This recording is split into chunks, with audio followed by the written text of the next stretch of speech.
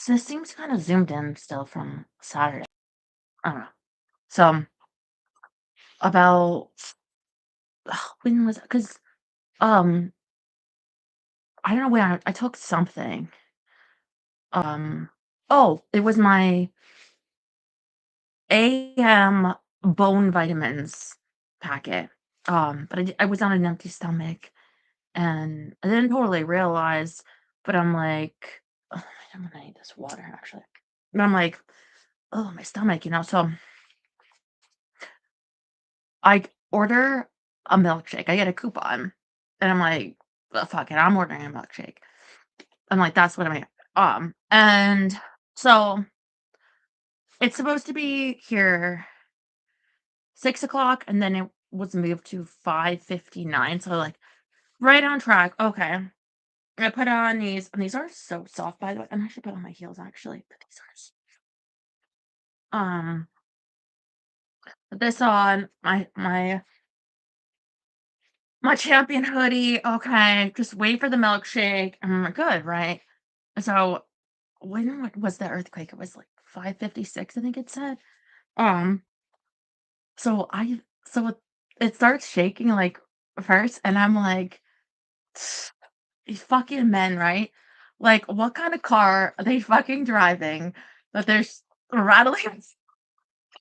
Just like I'm just like, "God," you know what I mean? Like, you gotta compensate for your something.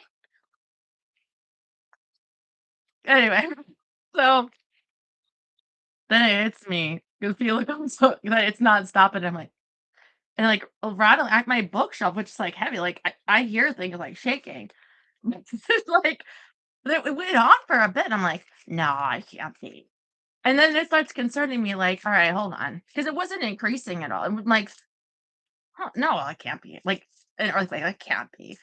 And she's like, I feel like I was like looks at me like, are you supposed to be doing something? And we look at each other's eyes.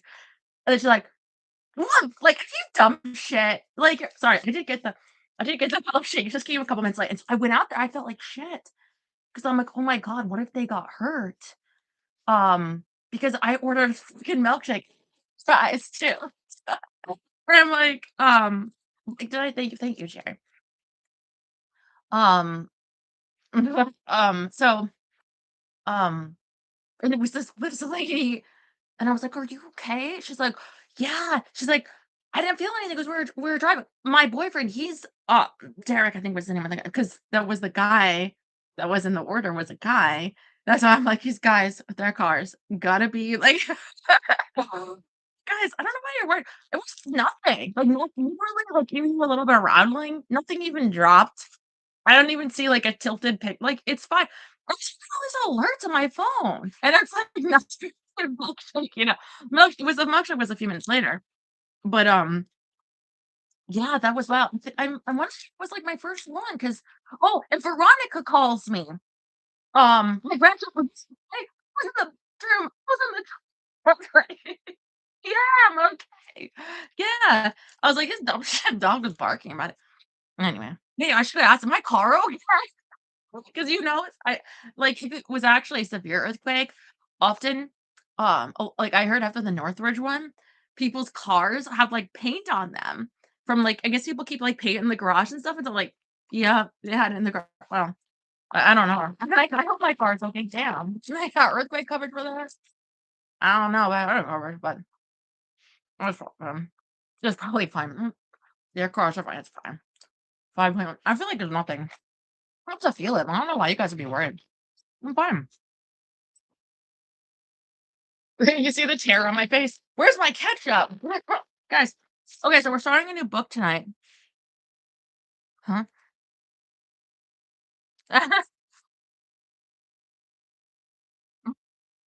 Messages. Are you all right? Yeah. Guys, I'm fine. I just thought it was funny. I'm sorry. I didn't eat anything. I don't really have food in my house much because of the, lack of a car situation. And every time I order something from like Instacart or yeah, whatever, like your groceries, they're yeah, I try to get things on sale and they never have it. Like, I ordered these, like, after Christmas stuff before. Nothing. Nothing. Oh, let me tell you something too, though. I guess it's a good thing in a way, but, like, I was totally wrong on my car payment, right? I thought it was, like, 800 something.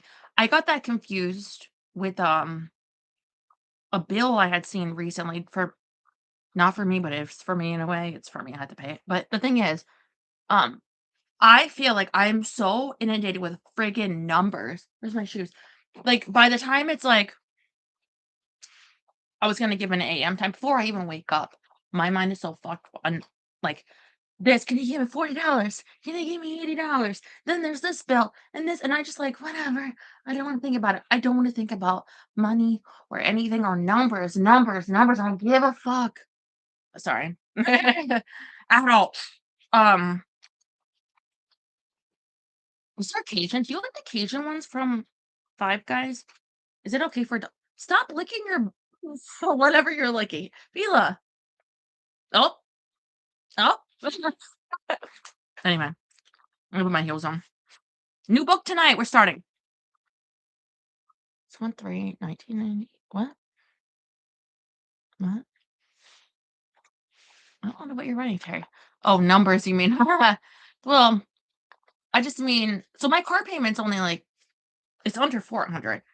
But I gotta tell her that I gotta correct that from what that was because I don't know if my insurance.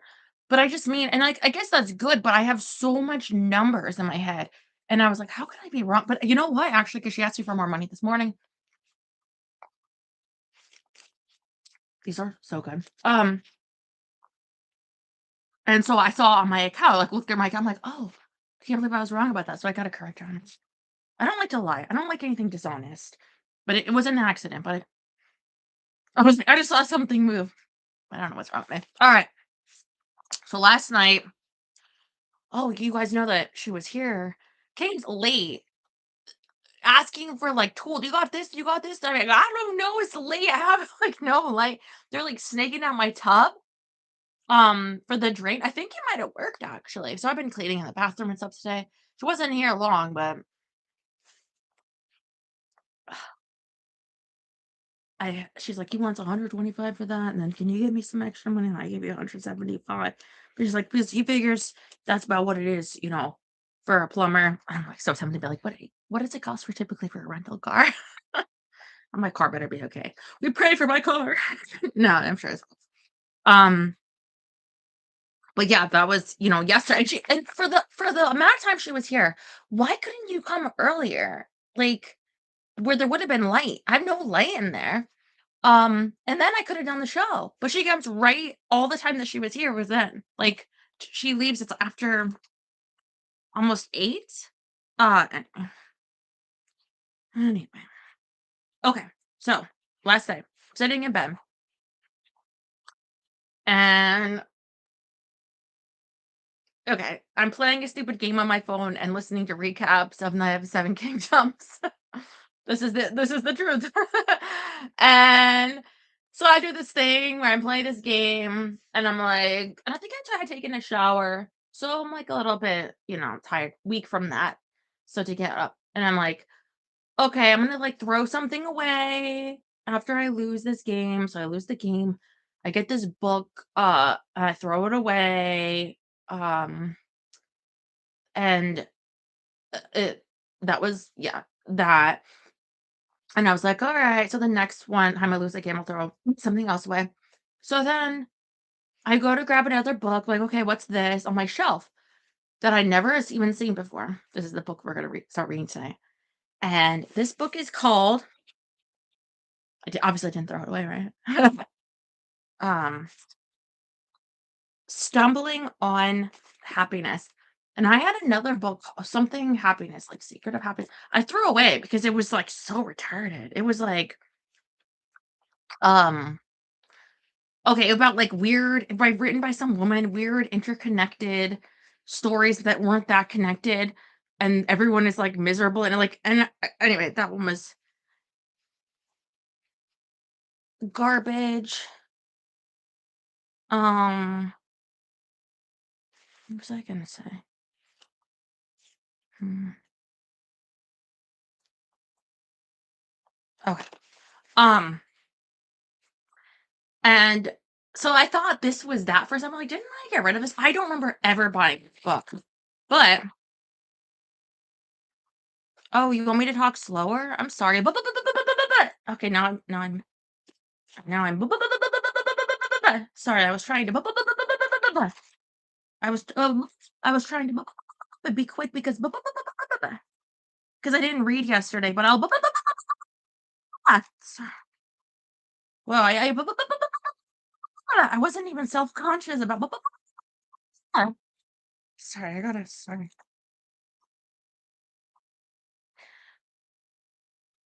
Is this slow enough?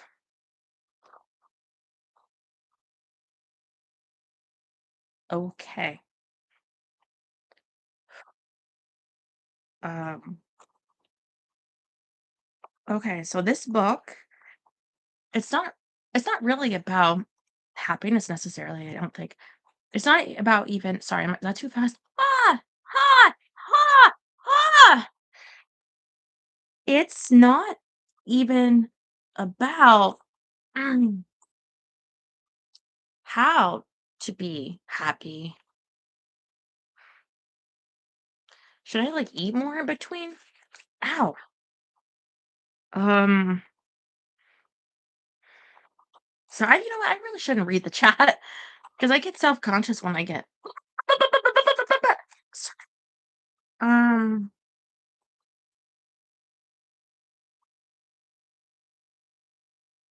getting hot. Um, I thought it would be a fun conversational one. I've obviously never read it. I'm sorry, I'm just gonna talk like myself. This is really hard to just force myself to be slower. But I think there's a YouTube button for like speeding things up multiple times. I'm wondering if there's one for slowing things down. If I talk too fast for you, this is how I talk. Um, sorry. I mean, I did just have an earthquake, so maybe that's gets you a little excited to talk, but I don't know. This is just how I am. I am. Anyway. Um. Oh, okay. I think the book would be funny and give us stuff to talk about and be something different. But yeah, I don't know. I haven't none of the books I read you I ever read. uh I get a little bit of a synopsis or a couple reviews sometimes, but the fact that I saw it and when I did when and the feeling it hit me when I saw it, that was like, "Oh, this is the book I should read tomorrow." Like had options ready. It wouldn't even be that one. It would have been a different one I had. But if it was last yesterday, right? But then because of the timing, so I'm like, you know what? This is a sign. This should be this one. So if you're ready to hang out, to read together, we had an earthquake once in Illinois. Daryl, did you feel that? The one because he's near you. Ah, ta-da! Taking my book. Feel it. Calm down.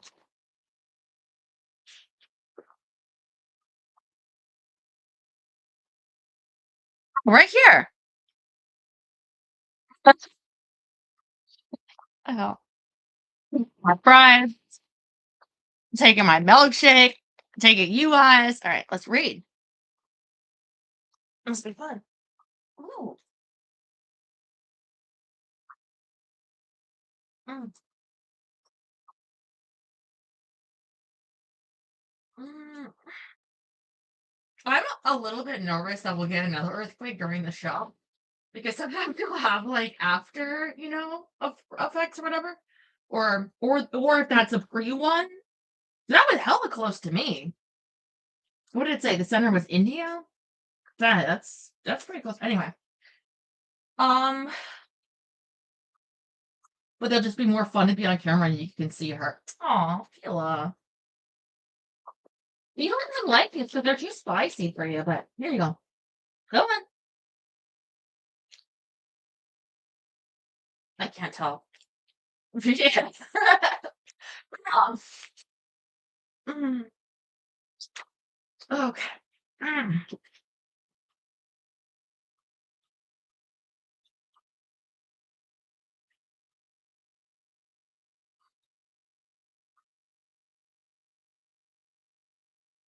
Okay, begins with a quote. One cannot divine nor forecast the conditions that will make happiness. One only stumbles upon them by chance in a lucky hour at the world's end somewhere and holds fast to the days as to fortune or fame. Willa Cather, Leigh Levendow, 1902. So I suppose that's where he gets his title from. 2008. Stumbling on happiness. Okay. Get some acknowledgments. All right, let's read the forward. How sharper than a serpent's tooth it is to have a thankless child. Shakespeare, King Lear. No, I don't know. I don't know what that's about.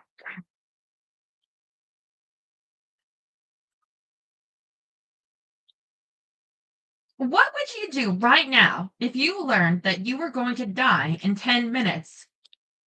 Well, I mean, depends how I'm going to die. If it's going to be really painful, it's probably kill myself in a less painful way. I don't know. I mean, what kind of a question is this? Would you race upstairs? I don't have one upstairs. And like that Marlboro you've been hiding in your sock drawer since the Ford administration. See, I was going to say, I have no cigarettes in my house, never smoked in my life. And if you've been hiding cigarettes, wouldn't they get like soggy and old, like anyway? Um, I wasn't alive in the Ford administration. By the way, this book I think was written in like 2006. So for context, still don't know how old those Marlboros would be, but whatever. Would you waltz? Here we go, waltz, and we learn what that word means. Into your boss's office and present him with a detailed description of his personal defects. No. Would you drive out to that steakhouse near the new mall and order a T-bone meat? You can't cook a steak or even like in 10 minutes to do all this. All right, so right off the bat, we're dealing with a guy that doesn't have good understanding of time. No. Medium rare. Yeah, I don't care if it's medium, you still want enough time. With an extra side of the really bad cholesterol. No, because you're gonna die waiting for food. Hard to say, of course. No, that's easy to say. No. But of all the things you might do in your final 10 minutes, it's a pretty safe bet that few of them are things you actually did today. Yeah, so what? I'm not living every day like I'm going to die in 10 minutes. What a horrible way to live. Now, some people will bemoan this fact, wag their fingers in your direction, and tell you sternly that you should live every minute of your life as though it were your last, which only goes to show that some people would spend their final 10 minutes giving other people dumb advice. The things we do when we expect our lives to continue, you mean like, I mean, are naturally and properly different than the things we might do if we expected them to end abruptly. We go easy on the lard and tobacco. Speak for yourself. Right, Daryl? Smile dutifully at yet another of our supervisor's witless jokes. Read books like this one when we could be wearing paper hats and eating pistachio macaroons in the bathtub. And we do each of these things in the charitable service of the people we will soon become. Well, first of all, I'm reading this book Well, I'm sipping a milkshake and I got fries with my mutt. I mean, not in a bath, but I did do a reading in the bath before, so yes, I know, Daryl. Lar's good for you. You have any lard today? I'm sorry. I don't know if I'm hitting you on the head, Fila. Fila. Okay.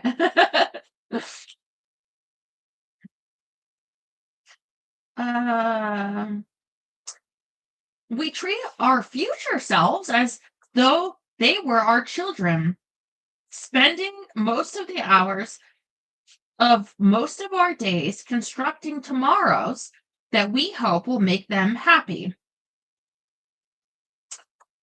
Rather than indulging in whatever strikes our momentary fancy, we take responsibility for the welfare of our future selves, squirreling away portions of our paychecks each month so they can enjoy their retirements on a putting green, jogging and flossing with some regularity so they can avoid coronaries and gum grafts, enduring dirty diapers and mind numbing repetitions of the cat in the hat, so that someday they will have fat cheeked grandchildren to bounce on their laps.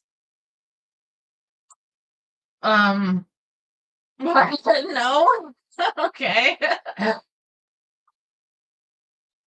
Even plucking down a dollar at the convenience store is an act of charity intended to ensure that the person we are about to become will enjoy the Twinkie we are paying for now. In fact, just about any time we want something, a promotion, a marriage, an automobile, a cheeseburger, we are expecting that if we get it, then the person who has our fingerprints a second, minute, day, or decade from now will enjoy the world they inherit from us, honoring our sacrifices as they reap the harvest of our shrewd investment decisions and dietary forbearance. No, I don't think this is true at all. I think many people view their future self as like a stranger. Um, and that's because we can't totally predict the future, I think.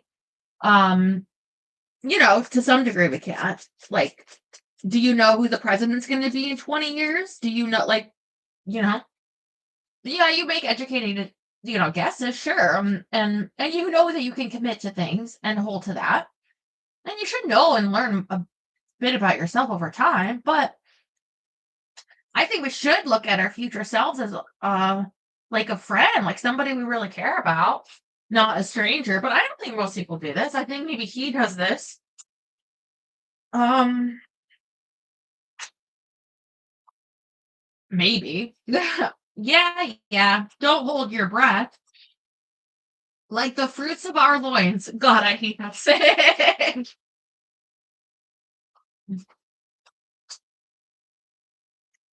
Our temporal progeny are often thankless. We toil and sweat to give them just what we think they will like. And they quit their jobs, grow their hair, move to or from San Francisco, and wonder how we could ever have been stupid enough to think that they'd like that. What are you talking about? I ordered this milkshake thinking I guess my future self, well, they might like this. Yeah, I think it's delicious. Got banana, whipped cream. Mm-hmm. Yeah. Like, what are you talking about? uh Hey, past self, thank you. You are really smart. That might sound weird to say. I don't care. Um, we fail to achieve the accolades and rewards. Well, yep, that's a story in my life that we consider crucial to their well being. And they end up thanking God that things didn't work out according to our short sighted, misguided plan. No, I don't think I've ever done that. I mean, what? even that person who takes a bite out of the Twinkie we purchased a few minutes earlier may make a sour face and accuse us of having bought the wrong snack. Guys, keep this is a Harvard professor with tenure, okay? So, and he just said, if I buy a Twinkie, I hate myself. Like, really? Twinkies are great. I've never regretted a Twinkie in my life. And I've had a lot of Twinkies. She loves Twinkies. You got any Twinkies? Send them my way. Okay. No one likes to be criticized. Well, of course, but if the things we successfully strive for do not make our future selves happy, or if the things we unsuccessfully avoid do, then it seems reasonable, if somewhat ungracious, for them to cast a disparaging glance backward and wonder what the hell we were thinking. They may recognize our good intentions and begrudgingly acknowledge that we did the best we could, but they will inevitably whine to their therapist about how our best just wasn't good enough for them. Oh, thank you, Rob. Oh, the desert. No, you're failing to take into account like the biggest part here, which is you make decisions um with only the things like you can control. It's not other people. If I think, oh, you know what, it'd be a good idea to take a walk. Okay, and I take a walk, and like some random person like attacks me and starts punching me in the face, like, oh wow, I made the wrong decision. Stupid past me. So stupid. No, it's of course I can't account for every single person in the world and anything they may do, including like companies or like, come on. It's acting like we have total control of our life, and if you, it's all like I ordered this with banana. You know that they have a milkshake like you can add bacon. I don't want to drink a bacon milkshake. If it got mixed up with mine and this was bacon, I wouldn't be like my stupid past self, stupid dumb. No, it's not my fault. It's not my past self's fault. Like I would be like, wow, I need therapy now because of this. I mean, like, you know what I mean? Like, no, it's other people. How can this happen? Shouldn't we know the tastes, preferences, needs, and desires of the people we will be next year? Or at least later this afternoon? Yeah, I think I do, actually. Yeah, I do. Shouldn't we understand our future selves well enough to shape their lives? No, because you can't shape your life. Like I said, it's other things affected outside of your control. To find careers and lovers whom they will cherish, to buy slip covers for the sofa they will treasure for years to come. I bought my sofa a long time ago. Still love it. It's a great sofa. Leather. So, why do they end up with attics and lives that are full of stuff that we consider indispensable and that they consider painful, embarrassing, or useless?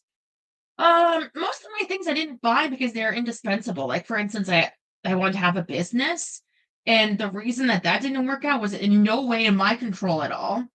I don't know that anybody that considers everything that they buy indispensable. Um, and embarrassing or useless. I mean, and again, maybe it's embarrassing like to be like a mess or whatever, but again, it's because of horrible things happening outside of my control. I don't hate my past self for that. Um, yeah. Why do they criticize our choice of romantic partners? Second guess our strategies for professional advancement and pay good money to remove the tattoos that we paid good money to get. I don't know how common it is to remove tattoos. Like, I don't think the majority of people that get tattoos do that. They're probably pretty sure. Mm. Why do they experience regret and relief when they think about us rather than pride and appreciation? We might understand all this if we had neglected them, ignored them, mistreated them in some fundamental way. But damn it, we gave them the best years of our lives. How could they be disappointed when we accomplish our coveted goals? And why are they so damn giddy when they end up in precisely the spot that we worked so hard to steer them clear of? Is there something wrong with them? Or is there something wrong with us? No, I mean, if I think about myself and being unhappy, it's always like things like I'm I'm sad at the state of life of things I had no control over or things that I feel it was an unfortunate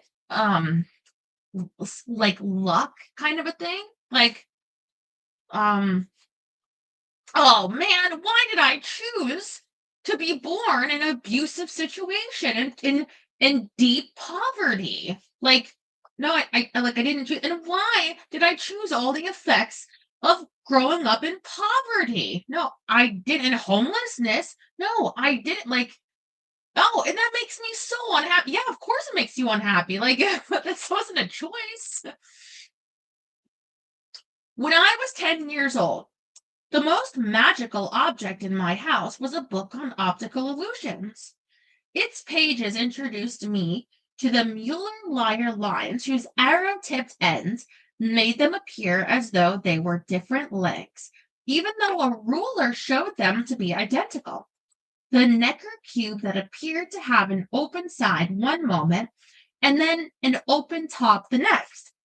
The drawing of a chalice that suddenly became a pair of silhouetted faces before flickering back into a chalice again. I would sit on the floor in my father's study and stare at that book for hours, mesmerized by the fact that these simple drawings could force my brain to believe things that I knew with utter certainty to be wrong. This is when I learned that mistakes are interesting and began planning a life that contained several of them. But an optical illusion is not interesting simply because it causes everyone to make a mistake. Rather, it is interesting because it causes everyone to make the same mistake. If I saw a chalice, you saw Elvis, and a friend of ours saw a paper carton of Moo Goo Gai Pan, then the object we were looking at would be a very fine ink blot, but a lousy optical illusion. What is so compelling about optical illusions is that everyone sees the chalice first, the face is next, then flicker, flicker, there's that chalice again. The errors that optical illusions induce in our perceptions are lawful, regular, and systemic. They are not dumb mistakes, but smart mistakes. Mistakes that allow those who understand them to glimpse the elegant design and inner workings of the visual system. And I used to love those optical illusion things too, like in school. You know, the one that'd be like, this one is like an old woman and also Abraham Lincoln or something. I don't know. I forget. Mm, very expensive to get tattoos removed. Pete Davidson. Yeah, it's well. I don't know how expensive it is, but I know that like so my friend from modeling school, she had I want to say the Playboy Bunny logo on her back, but now that I think of it, do you remember the baby fat, the cat with like Kimora Lee Simmons brand? It would be like baby and then the cat symbol and fat with a P. She had that on her back with and it was a little rough looking. Anyway, she just had her neighbor bought a tattoo things like wanna wanna practice on my back or something. I don't know. What I mean is it seems pretty and That was over 10 years ago, so it's gotten even easier, I think, to get um tattoos. Mm,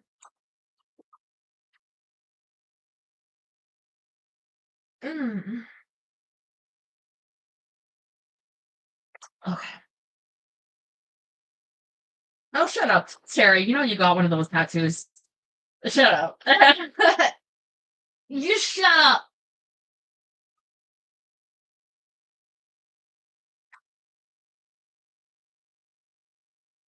That's what this book is all about. Despite the third word of the title, this is not an instruction manual that will tell you anything useful about how to be happy. Those books are located in the self help section 2 aisles over. And once you bought one, done everything it says to do, and found yourself miserable anyway, you can always come back here to understand why. Instead, this is a book that describes what science has to tell us about how and how well the human brain can imagine its own future, and about how and how well it can predict which of those futures it will most enjoy. Ah, but see, here's where you've gone wrong. There's no such thing as the human brain, really. You know how much I would love to just have the human brain? No. No. I have my brain and you have yours. And yours is it needs some work, bud. That you can't predict if you're gonna want a Twinkie. I mean, that's pretty rough. Stay in the safe confines of your same school that you work for, because the world's a lot rougher than you think. Okay.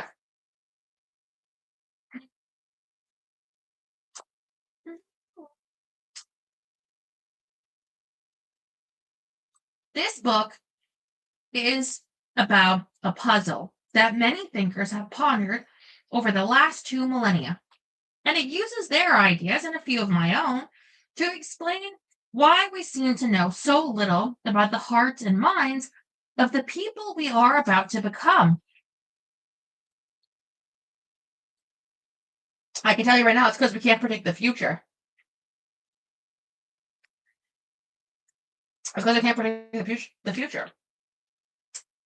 Um, yeah, like in some this is you heard about this in 2006, right?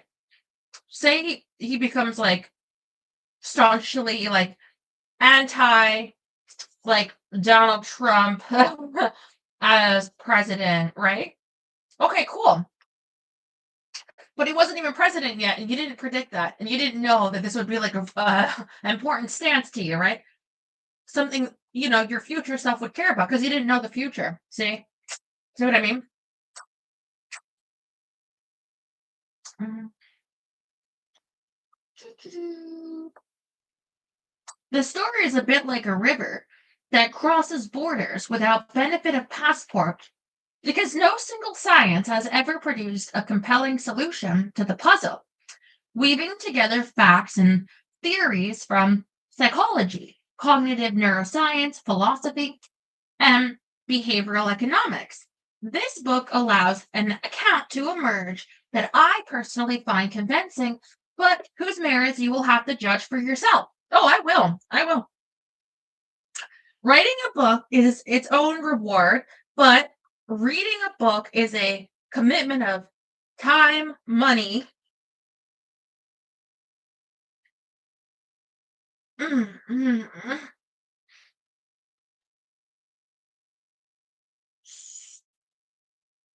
Oh, and money that ought to pay clear dividends. If you are not educated and entertained, you deserve to be returned to your original age and net worth. That won't happen, of course. So, I've written a book that I hope will interest and amuse you, provided you don't take yourself too seriously and have at least 10 minutes to live.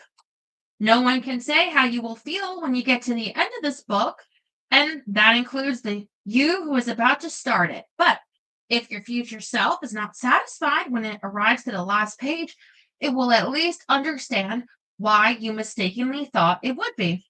All right, I'm going to put your theory to the test right now about my future self, right? So by the time I finish this book, I'm going to, provided I still have a channel, read another book.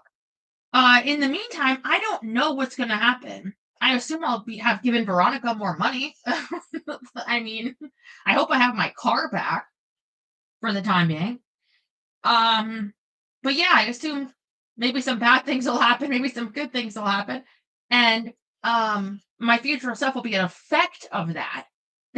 Many things outside of my control. Yeah. Part 1. Perspection. Perspection. The act of looking forward in time or considering the future. Oh, I love definitions. Thank you. Perspection. Let me use that in a sentence. Okay. Fila, if you had any perspection, you would think before you assault people. There you go. Chapter 1. Journey to Elsewin. Oh, that a man might know the end of this day's business ere it come. Shakespeare, Julius Caesar. You got to. No, ChatGPT can't predict the future. Priests vow to remain celibates. Physicians vow to do no harm. And letter carriers vow to swiftly complete their appointed rounds despite snow, sleet, and split infinitives. See, everyone thinks when I say that, Kevin Costner, that I'm talking about Waterworld. And Waterworld is good. I never really think of him, though. I think of, like, the little girl. Is she still acting?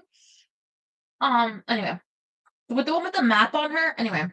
No, I like The Postman, because that's what it reminded me of. I like Bodyguard. Does he do Dances with Wolves? I don't know what I was thinking. A lot of people will say Field of Dreams.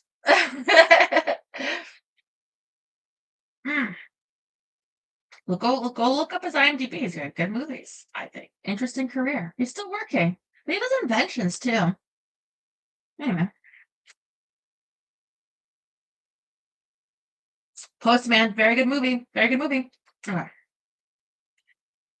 Few people realize that psychologists also take a vow, promising that at some point in their professional lives, they will publish a book, a chapter, or at least an article that contains this sentence: the human being is the only animal that. We are allowed to finish that sentence any way we like, but it has to start with those 8 words.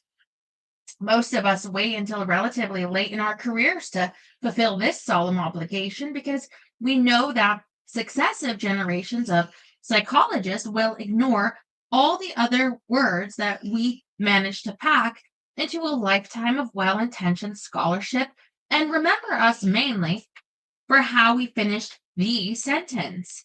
We also know that the worse we do, the better we will be remembered.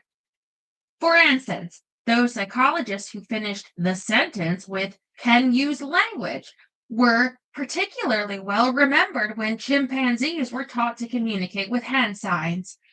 And when researchers discovered that chimps in the wild use sticks to extract tasty termites from their mounds and to bash one another over the head now and then, the world suddenly remembered the full name and mailing address of every psychologist who had ever finished the sentence with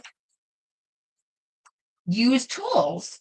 So it is for good reason that most psychologists put off completing the sentence for as long as they can, hoping that if they wait long enough, they just might die in time to avoid being publicly humiliated by a monkey. No, most people don't care that much about what psychologists think. They don't remember where they live and stuff like that. And if you're going to list the many ways in which they've been humiliated, you could make several tomes on it, not just a couple pages, but go on. I have never before written the sentence, but I'd like to do so now with you as my witness. The human being is the only animal that thinks about the future.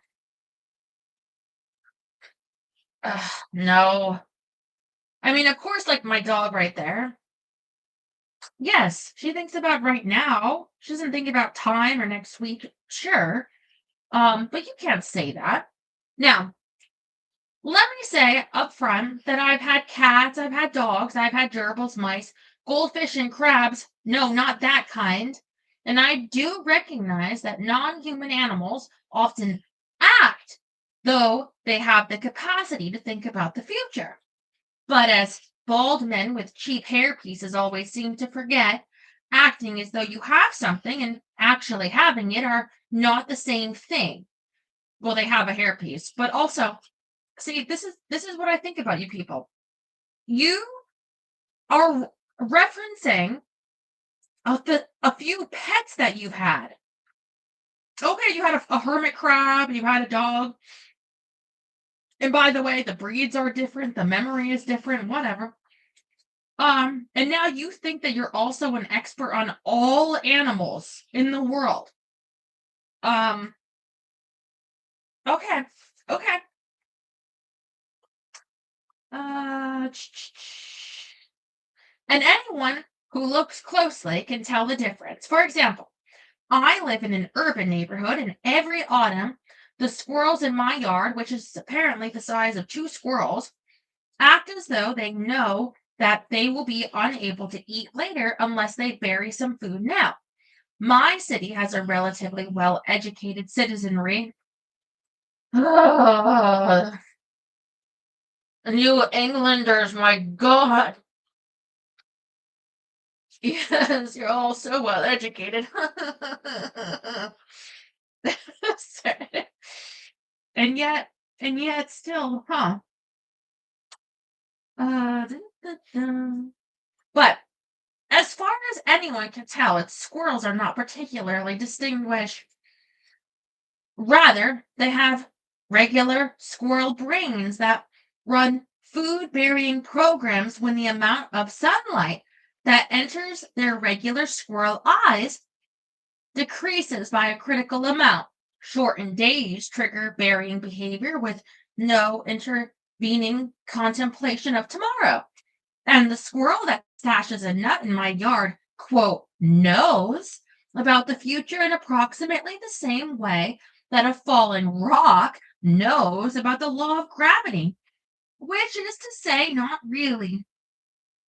Until a chimp weeps at the thought of growing old alone, or smiles as it contemplates its summer vacation, or turns down a fudgesicle because it already looks too fat in shorts, I will stand by my version of the sentence. We think about the future in a way that no other animal can, does, or ever has. And this simple, ubiquitous, ordinary act is a defining feature of our humanity.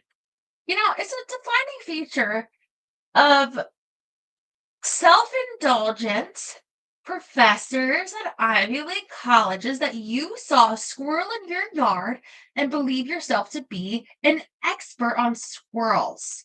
Now let that sink in about what that says about you. Oh, thank you, Jerry.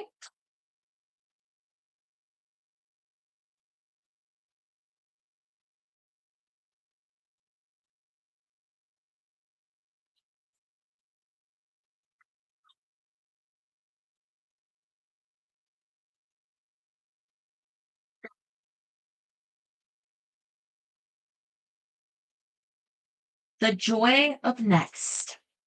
If you were asked to name the human brain's greatest achievement, you might think first of the impressive artifacts it produced: the Great Pyramid of Giza, the International Space Station, or perhaps the Golden Gate Bridge. These are great achievements indeed, and our brains deserve their very own ticker tape parade for producing them, but they are not the greatest. A Sophisticated machine could design and build any one of these things because designing and building require knowledge, logic, and patience, of which sophisticated machines have plenty. In fact, there's really only one achievement so remarkable that even the most sophisticated machine cannot pretend to have accomplished it. And that achievement is conscious experience. Seeing the Great Pyramid, or remembering the Golden Gate, or imagining the space station are far more remarkable acts than is building any one of them. What's more, one of these remarkable acts is even more remarkable than the others. To see is to experience the world as it is. To remember is to experience the world as it was. But to imagine is to experience the world as it isn't and has never been, but as it might be.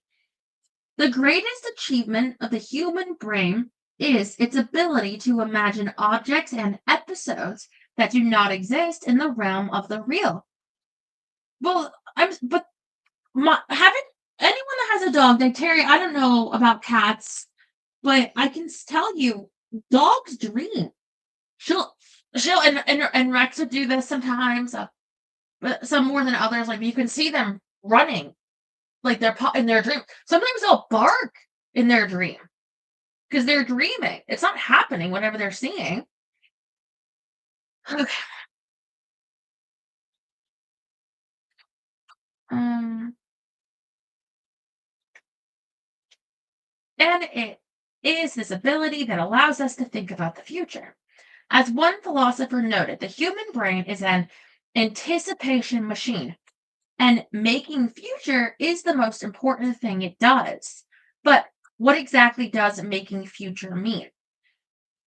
There are at least two ways in which brains might be said to make future. One, which we share with many other animals, the other of which we share with none. All brains, human brains, chimpanzee brains, and even regular food bearing squirrel brains, make predictions about the immediate, local, personal, future. They do this by using information about current events. I smell something and past events. Last time I smelled this smell, a thing tried to eat me. To anticipate the event that is most likely to happen to them next. A big thing is about to, but notice two features of this so-called, yeah, cats do it. I thought so. Prediction. First, despite the comic quips inside the parentheses, prediction such as these do not require the brain making them to have anything even remotely resembling a conscious thought, just as the abacus can put two and two together to predict four without having thoughts about arithmetic. So brains can add past to present to make future without ever thinking about any of them. In fact, it doesn't even require a brain to make predictions such as these. With just a little bit of training, a giant sea slug known as Aplysia parvula can learn to predict and avoid an electric shock to its gill.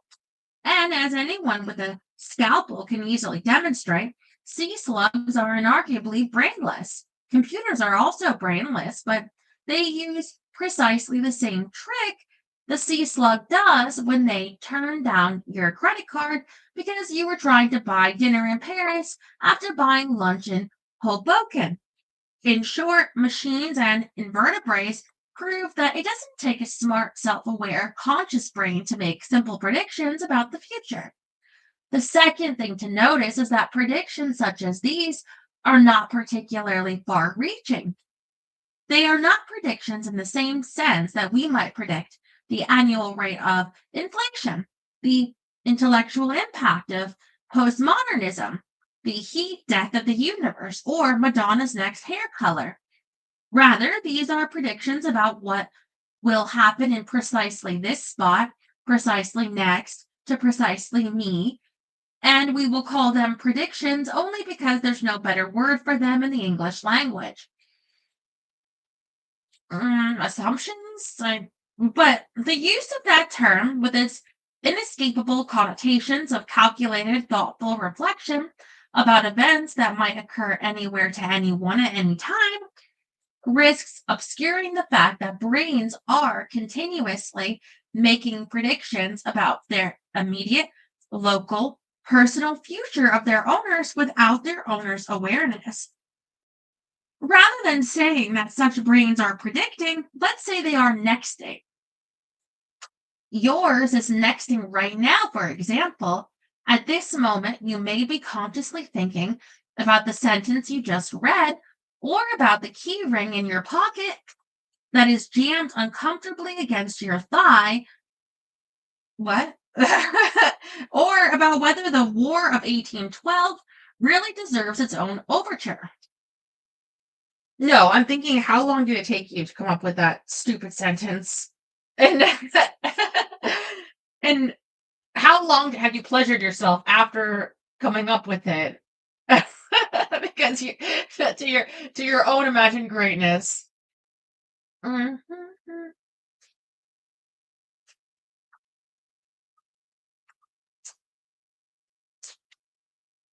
Whatever you are thinking, your thoughts are surely about something other than the word with which the sentence will end. But even as you hear these very words echoing in your very head and think whatever thoughts they inspire, your brain is using the word it is reading right now and the words it read just before it to make a reasonable guess about the identity of the word it will read next. No, I'm not. No, I'm not. I really don't. Ugh. Which is what allows you to read so fluently. Guessing the next word? I know I would read less fluently if I was guessing the next word. Any brain that has been raised on a steady diet of film noir and cheap detective novels fully expects the word night to follow the phrase, it was dark and stormy. And thus, when it does encounter the word night, it is especially well prepared to digest it. As long as your brain's guess about the next word turns out to be right, you cruise along happily, left to right, turning black squiggles into ideas, scenes, characters, and concepts, blissfully unaware that your nexting brain is predicting the future of the sentence at a fantastic rate. It is only when your brain predicts badly that you suddenly feel avocado. That is surprised. See? What are you talking about? Now consider the meaning of that brief moment of surprise. Surprise is an emotion we feel when we encounter the unexpected. For example, 34 acquaintances in paper hats standing in our living room yelling happy birthday. As we walk through the front door with a bag of groceries and a full bladder. Oh, what was the show where they had like a surprise party and the woman was like, your family is garbage people, garbage people. And then they were like, surprise. It's like, oh shit. Let me see if I can find that on YouTube. That was so funny. My family's not garbage people. Sorry. Uh-uh. I don't know that meme. What are you talking about? Um, and thus the occurrence of surprise reveals the nature of our expectations. The surprise you felt at the end of the last paragraph reveals that you were reading the phrase, or as you were reading the phrase, it is only when your brain predicts badly that you suddenly feel your brain was simultaneously making a reasonable prediction about what would happen next. It predicted that sometime in the next few milliseconds, your eyes would come across a set of black squiggles that encoded an English word that described a feeling. such as sad or nauseous or even surprised. Instead, it encountered a fruit, which woke you from your dogmatic slumbers. No, it didn't. No, I wasn't surprised. What is and revealed the nature of your expectations to anyone who was watching. Oh, guys, it really revealed my expectations. What are you talking about? Surprise tells us that we were expecting something other than what we got, even when we didn't know we were expecting anything at all. Oh, sweetie, here's okay. Yeah, my brain has predictions, it has assumptions. I'll tell you what they are based on my life, okay? That you have had a very supremely easy life, and you have no understanding of a life like mine that's actually difficult. And therefore, your understanding of happiness and the way you think that other people is so many miles from reality that I'm going to enjoy pointing out where you're wrong. But also, um, I feel that you and your profession um believe yourself to be so superior to others. Um I'm sorry, I just got the line from Friends in Low Places stuck in my head. Yeah. So yeah, I enjoy yeah, just give me an hour of laughing at you and I'll be higher than the ivory tower that you're living in. And you and all of your friends that act like you and think you know more than everybody else. Okay. Dogmatic slumbers. Because feelings of surprise are generally accompanied by reactions that can be observed and measured, such as eyebrow arching, eye widening, jaw dropping, and noises followed by a series of exclamation marks. Psychologists can use surprise to tell them when a brain is nexting. For example, when monkeys see a researcher drop a ball down one of several chutes, they quickly look to the bottom of that chute and wait for the ball to reemerge. When some experimental trickery causes the ball to emerge from a different chute than the one in which it was deposited, the monkeys display surprise, presumably because their brains were nexting. Human babies have similar responses to weird physics. For example, when babies are shown a video of a big red block smashing into a little yellow block, they react with indifference. When the little yellow block instantly goes careening off the screen, but when the little yellow block hesitates for just a moment or two before careening away, babies stare like bystanders at a train wreck, as though the delayed careening had violated some prediction made by their nexting brains. Studies such as these tell us that monkey brains know about gravity. Objects fall down, not sideways, and that baby human brains know about kinetics. Moving objects transfer energy to stationary objects at precisely the moment they contact them, and not a few seconds later. But more important, they tell us that monkey brains and baby human brains add what they already know, the past, to what they currently see, the present, to predict what will happen next, the future. When the actual next thing is different from the predicted next thing, monkeys and babies experience surprise. Our brains were made for nexting.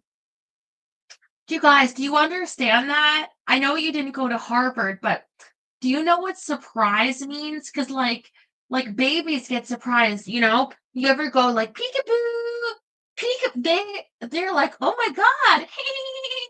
I don't know. I bet that's too complex for your little non academia bubble. I love that phrase, Terry. Brain.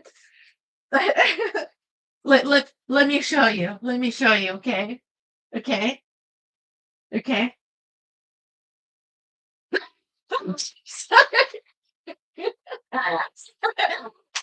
Yes. It's called surprise. Okay, it's called surprise. She's like, what the hell's wrong with you? Thank you for the demonstration. Yeah. Here, have a French fry.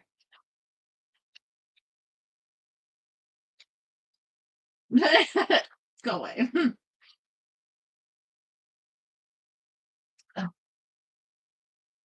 Mm.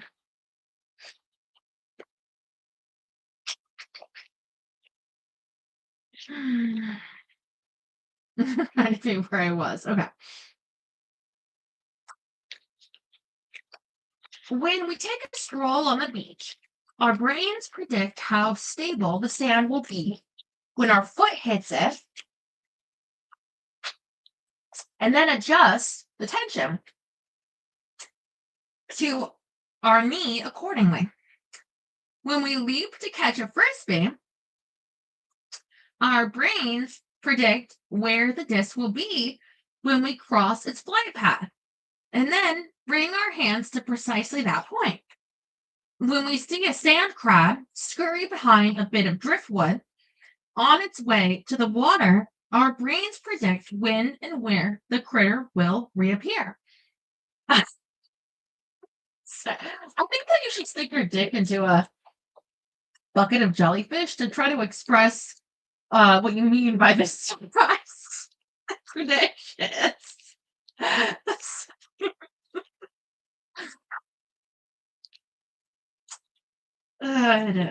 um, these predictions are remarkable in both the speed and accuracy with which they are made. And it is difficult to imagine what our lives would be like if our brains quit making them, leaving us completely in the moment and unable to take our next step. But while these automatic, continuous, non conscious predictions of the immediate, local, personal future are both amazing and ubiquitous, they are not the sorts of predictions that got our species out of the trees and into dress slacks. In fact, these are the kinds of predictions that frogs make without ever leaving their lily pads, and hence not the sort of the sentence or that the sentence was meant to describe. No, the variety of future that we human beings manufacture, and that only we manufacture, is of another sort entirely. The ape that looked forward. Adults love to ask children idiotic questions so that we can chuckle when they give us idiotic answers. One particularly idiotic question we like to ask children is this: what do you want to be when you grow up? I want to be like daddy, an alcoholic. Oh, that's so sweet. Small children look appropriately puzzled, worried perhaps that our question implies they are at some risk of growing down. If they answer at all, they generally come up with things like the candy guy or a tree climber. We chuckle because the odds that the child will ever become the candy guy. I don't think a child ever answered the candy guy. What the fuck? Uh, tree climber. Uh, are vanishingly small. And they are vanishingly small because these are not the sorts of things that most children will want to be once they're old enough to ask idiotic questions themselves. Wow. Candy guy taking shots, huh? So, Candyman can. Who's gonna take a rainbow?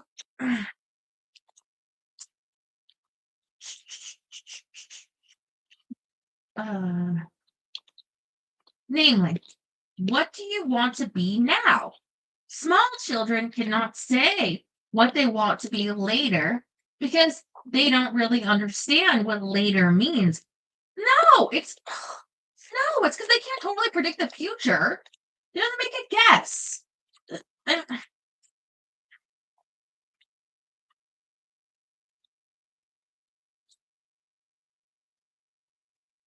If you ask them what they want to wear in 4 months and they're kind enough to answer you, you can't be like, oh, haha, you were wrong because it rained and you're wearing a raincoat and rain boots. Like, how the fuck was I supposed to know it was going to rain?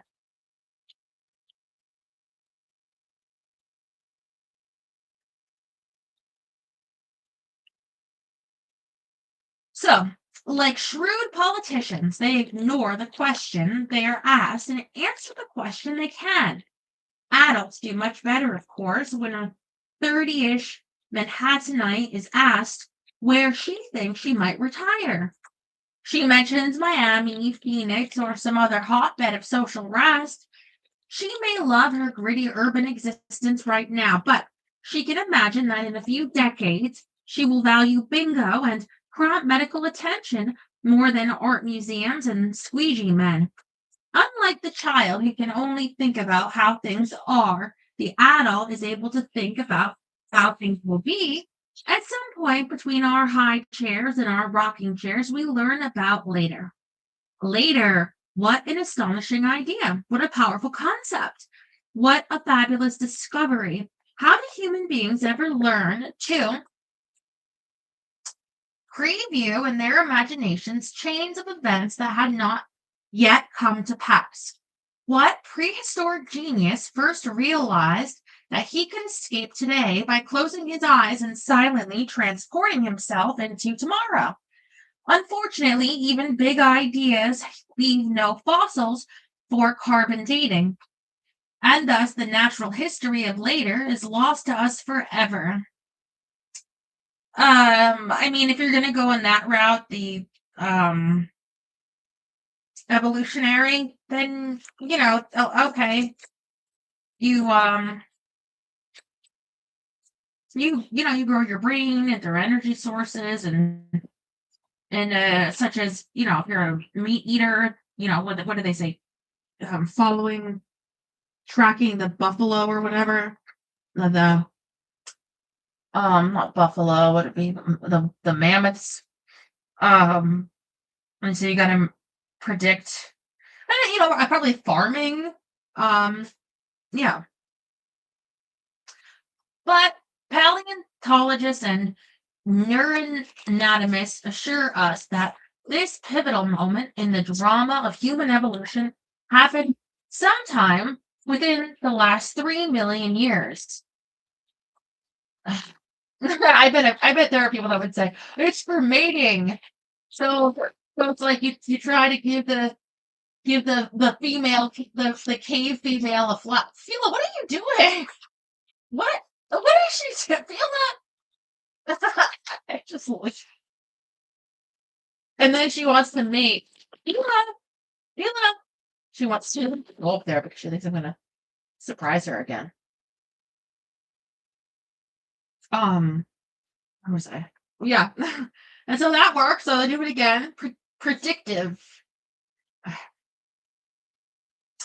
Uh, that happened quite suddenly. The first brains appeared on Earth about 500 million years ago. Good girl. Um, spent a leisurely 430 million years or so evolving into the brains of the earliest primates, and another 70 million years or so evolving into the brains of the first proto-humans. Then something happened. No one quite knows what. What do you mean, God? But speculation runs from the weather turning chilly to the invention of cooking and the soon to be human brain experience an unprecedented growth spurt that more than doubled its mass in a little over 2 million years, transforming it from the 1.25 pound brain of Homo habilis to the nearly 3 pound brain of Homo sapiens. Now, if you were put on a hot fudge diet and managed to double your mass in a very short time, challenge accepted. We would not expect all of your various body parts to share equally in the gain. Your belly and buttocks would probably be the major recipients of newly acquired flab. while your tongue and toes would remain relatively svelte and unaffected. Similarly, the dramatic increase in the size of the human brain did not democratically double the mass of every part, so that modern people ended up with new brains that were structurally identical to the old ones, only bigger, or rather a disproportionate share of the growth centered on a particular part of the brain known as the frontal lobe, which, as its name implies, sits at the front of the head, squarely above the eyes. The low sloping brows of our earliest ancestors were pushed forward to become the sharp vertical brows that keep our hats on, and the change in the structure of our heads occurred primarily to accommodate this sudden change in the size of our brains. What did this new bit of cerebral apparatus do to justify an architectural overhaul of the human skull? What is it about this particular part that made nature so anxious for each of us to have a big one? Just what good is a frontal lobe? I don't know. Maybe having a bigger brain allows for more injury to it to sustain, or that could be a lot of things. The most of you people would say mating. Mm, mm. Dating was so easy to. Yeah, but the women was dirty and Terry. They all had hairy armpits. Mm. Until fairly recently, scientists thought it was not much good at all because people whose frontal lobes were damaged seemed to do pretty well without them. Phineas Gage was a foreman for the Rutland Railroad who, on a lovely autumn day in 1848, I don't know if it was lovely, ignited a small explosion in the vicinity of his feet, launching a 3.5 foot long iron rod into the air, which Phineas cleverly caught with his face. The rod entered just beneath his left cheek and exited through the top of his skull, boring a tunnel through his cranium and taking a good chunk of frontal lobe with it. Sounds like a lobotomy. Phineas was knocked to the ground, where he lay for a few minutes. Then, to everyone's astonishment, he stood up and asked if a coworker might escort him to the doctor, insisting all the while that he didn't need a ride and could walk by himself, thank you. The doctor cleaned some dirt from his wound, a coworker cleaned some brain from the rod, and a relatively short while, Phineas and his brain were and his rod were back about their business. His personality took a decided turn for the worse, and that fact is the source of his fame to this day. But the more striking thing about Phineas was just how normal he otherwise was. Had the rod made a hamburger of another part of his brain, the visual cortex, Broca's area, the brainstem, then Phineas might have died, gone blind, lost the ability to speak, or spent the rest of his life doing a convincing impression of a cabbage. Instead, for the next 12 years, he lived, saw, spoke, worked, and 12 years, that's it, traveled so uncabbagely that neurologists could only conclude that the frontal lobe did little for a fellow that he couldn't get along nicely without.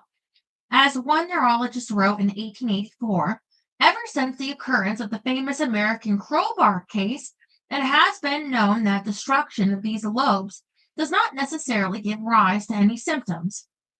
But the neurologist was wrong. In the 19th century, knowledge of brain function was based largely on the observation of people who, like Phineas Gage, were the unfortunate subjects of one of nature's occasional and inexact neurological experiments.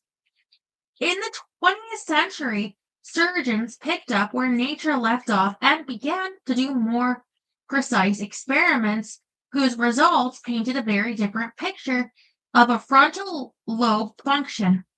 In the 1930s, a Portuguese physician named Antonio Egas Moniz was looking for a way to quiet his highly agitated psychotic patients when he heard about a new surgical procedure called frontal lobotomy, which involved the chemical or mechanical destruction of parts of the frontal lobe.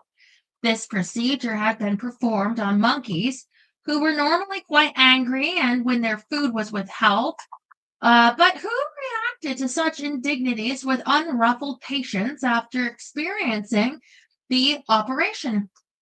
Egas Moniz tried the procedure on his human patients and found that it had a similar calming effect.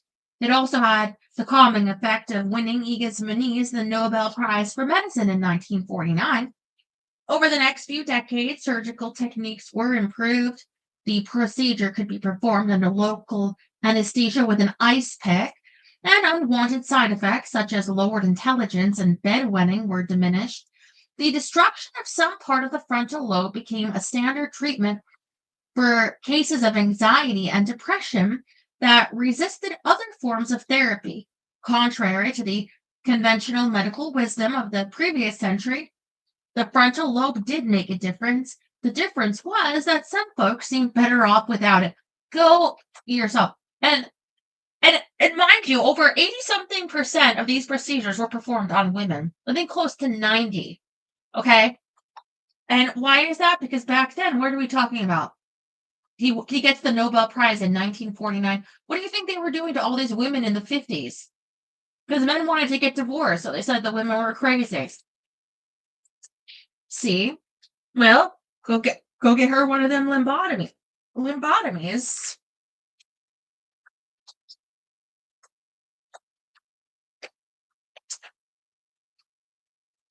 Yes, I know. Women were so crazy. They were asking to like, I don't know, yeah, be able to have a job besides being a secretary. Genius move. Shut up. Yeah. But while some surgeons were touting the benefits of frontal lobe damage, others were noticing the costs. Although patients with frontal lobe damage often perform well on standard intelligence tests, memory tests, and the like, they showed severe impairments on any test, even the very simplest tests that involved planning. For instance, when given a maze or a puzzle whose solution required that they consider an entire series of moves before making their first move, these otherwise intelligent people were stumped. Their planning deficits were not limited to the laboratory. These patients might function reasonably well in ordinary situations, drinking tea without spilling and making small talk about the drapes, but they found it practically impossible to say what they would do later that afternoon.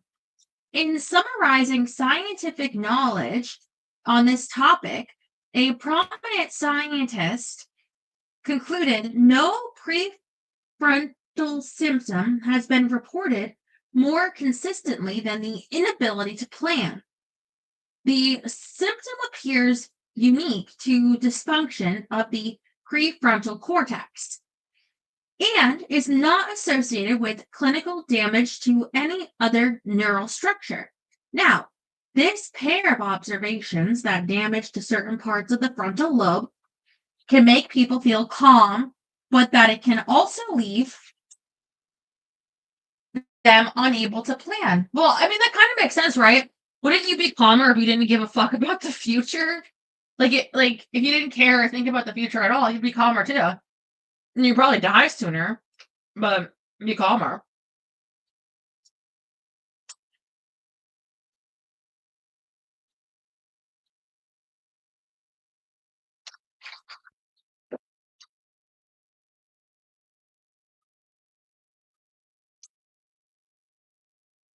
What?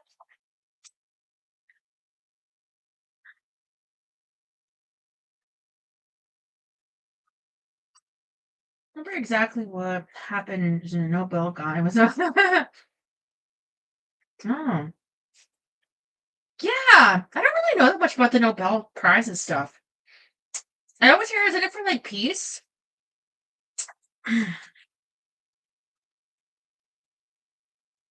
I don't know, but you also get like $1,000,000.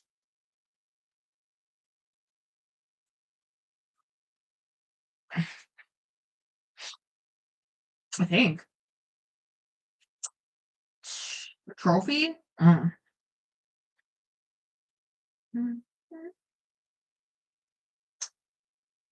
Both, of course, are intimately connected to thinking about the future. We feel anxiety when we anticipate that something bad will happen. Yeah, exactly what I was thinking. Yeah.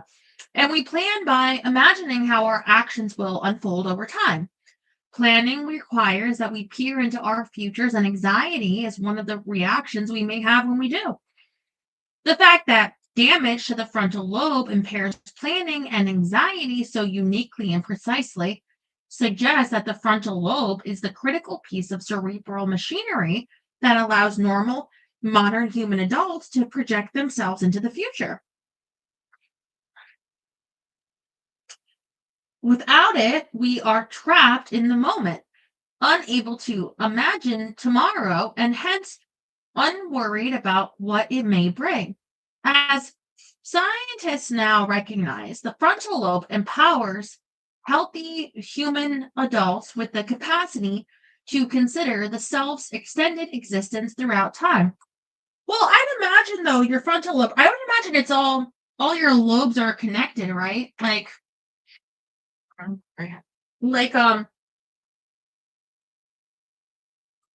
neural pathways, like synapses, connecting, right? So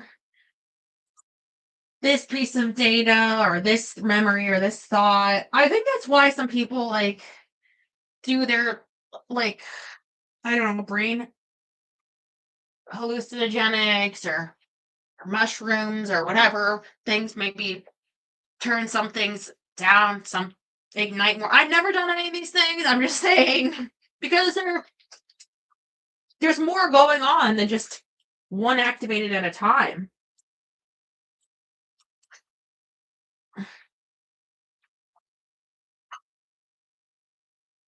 Hi, hi. I love you. I love you. You're cute. Okay. Okay.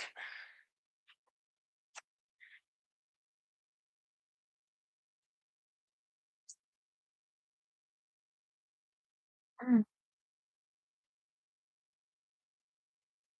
mm. Without it, we are trapped in the moment, unable to imagine tomorrow, and hence unworried about what it may bring. That's how we got AIDS. I mean, I don't have it. I just mean as a thing. Sorry. Mm.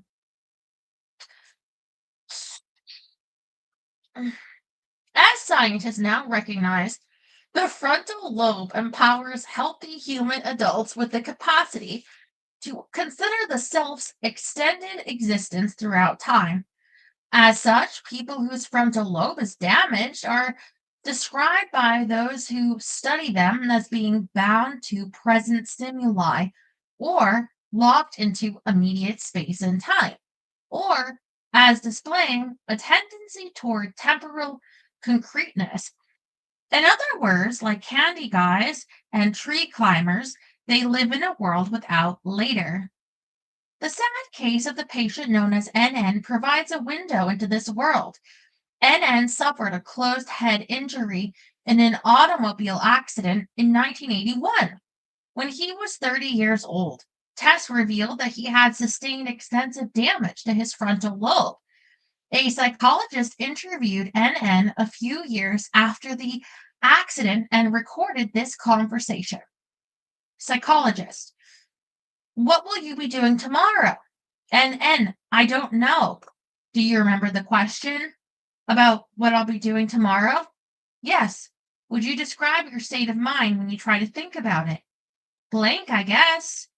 It's like being asleep, like being in a room with nothing there and having a guy tell you to go find a chair and there's nothing there.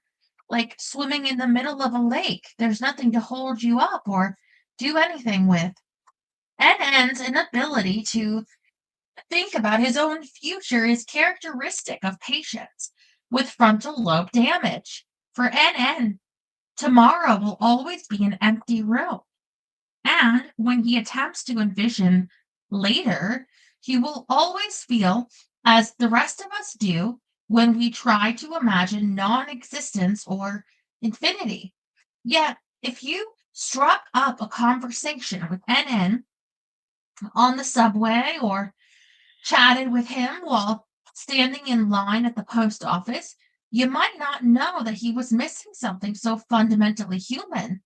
After all, he understands time and the future as abstractions. He knows what hours and minutes are, how many of the latter there are in the former, and what before and after mean. As the psychologist who interviewed and reported, he knows many things about the world. He is aware of this knowledge and he can express it flexibly. In this sense, he's not greatly different from a normal adult, but he seems to have no capacity of experiencing extended subjective time. He seems to be living in a permanent present. A permanent present, what a haunting phrase. How bizarre and surreal it must be to serve a life sentence in the prison of the moment, trapped forever in the perpetual now, a world without end. It'd be funny if somebody came up with a way to like reverse a lobotomy, um, to like, um, to like add it back or simulate that.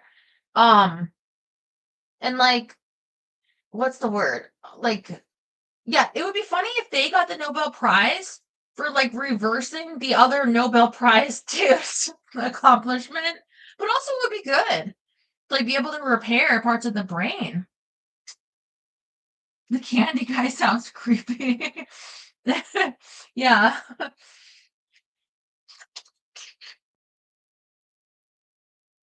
Oh yeah, one of the Kennedy daughters.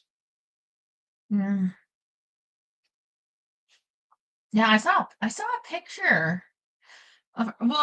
so there, you know that Ryan Murphy who does all those like American Horror Story, American crime stories. So he's doing American Love Story on who's the guy? Like remember I read the book What Remains and Carol Radziwill and her husband died. He was the cousin of John Kennedy Jr.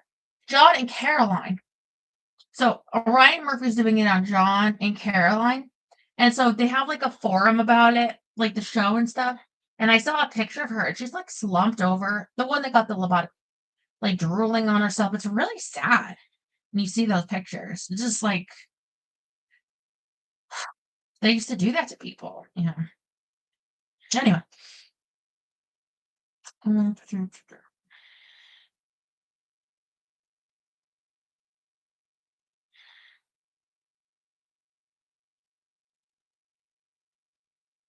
Such an existence is so difficult for most of us to imagine, so alien to our normal experience, that we are tempted to dismiss it as a fluke, an unfortunate, rare, and freakish aberration brought on by traumatic head injury. But in fact, this strange existence is the rule, and we are the exception.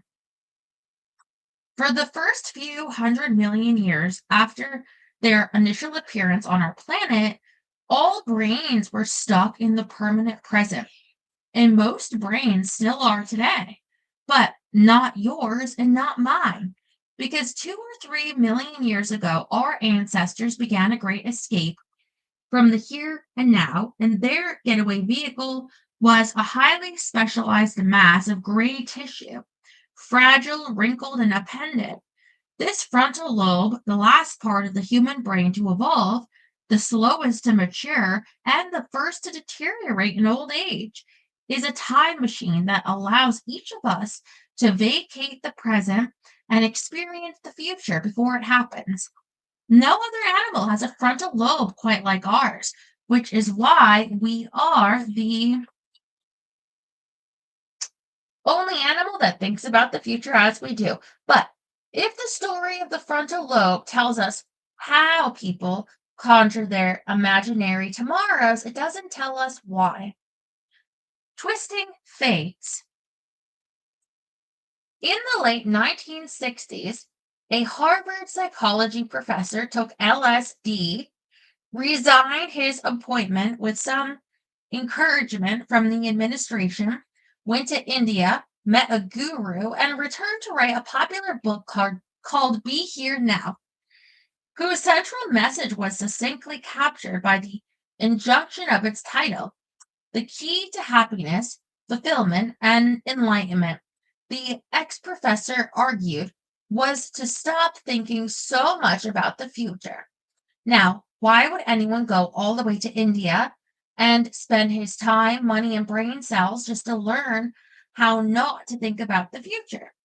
Because, as anyone who has ever tried to learn meditation knows, not thinking about the future is much more challenging than being a psychology professor.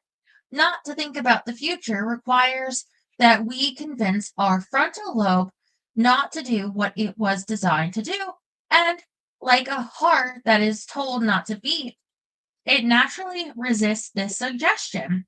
Unlike NN, most of us do not struggle to think about the future because mental simulations of the future arrive in our consciousness regularly and unbidden, occupying every corner of our mental lives. When people are asked to report how much they think about the past, present, and future, they claim to think about the future the most. When researchers actually count the items that float along in the average person's stream of consciousness, they find that about 12% of our daily thoughts are about the future. In other words, every 8 hours of thinking includes an hour of thinking about things that have yet to happen.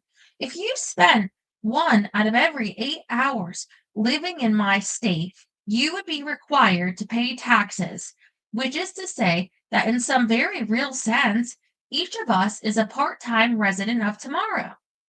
Why can't we just be here now? How come we can't do something our goldfish find so simple? Why do our brains stubbornly insist on projecting us into the future when there is so much stuff to think about right here today?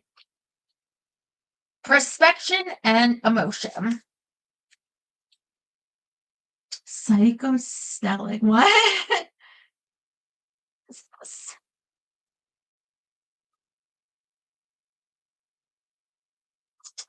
What's this? People?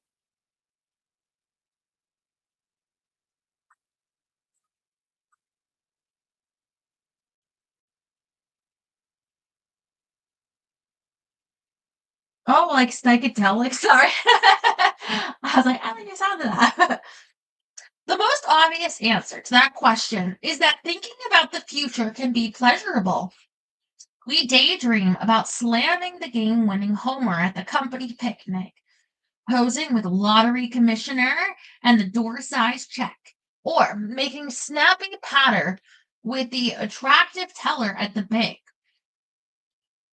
Not because we expect or even want these things to happen, but because merely imagining these possibilities is itself a source of joy. Studies confirm what you probably suspect when people daydream about the future. They tend to imagine themselves achieving and succeeding rather than fumbling or failing. Indeed, thinking about the future can be so pleasurable that sometimes we'd rather think about it than get there. In one study, volunteers were told that they had won a free dinner at a fabulous French restaurant and were then asked when they would like to eat it. Now, tonight, tomorrow? Although the delights of the meal were obvious and tempting, most of the volunteers chose to put their restaurant visit off a bit, generally until the following week. Why the self-imposed delay? Well, probably to like get a better outfit, maybe look up what they'd want to order, me yeah, but probably what they want to wear, things like that.